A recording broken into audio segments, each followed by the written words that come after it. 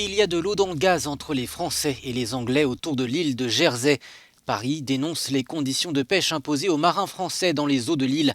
Selon le ministère de la Mer, le Royaume-Uni a publié vendredi une liste de 41 navires français autorisés à y pêcher, 41 autorisations sur 344 demandes formulées par les marins. Et ce feu vert circonscrit est assorti de nouvelles exigences.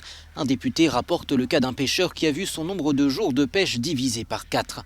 Ce que Paris reproche à Londres, c'est de ne pas avoir notifié avant ces conditions, comme le prévoit l'accord de sortie du Royaume-Uni de l'UE. La ministre française de la Mer promet des mesures de rétorsion. Vous le savez, dans l'accord, il y a des mesures de rétorsion. Eh bien, ces mesures de rétorsion, nous sommes prêts à les utiliser. Alors, en ce qui concerne Jersey, je rappellerai par exemple le transport d'électricité par câble sous-marin. Et donc, nous avons des moyens, et même si je regrette, si on devait y arriver, eh bien, on y sera s'il faut le faire. L'accord signé par Londres et Bruxelles permet aux pêcheurs européens de continuer à accéder aux eaux britanniques pendant une période de transition de 5 ans et demi, à l'issue de laquelle ils devront progressivement renoncer à 25% de leur prise.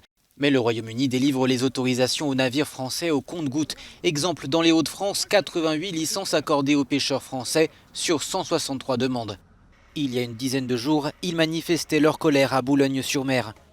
Autre problème, la répartition des stocks pêchés dans les eaux partagées avec les Britanniques est encore trouble.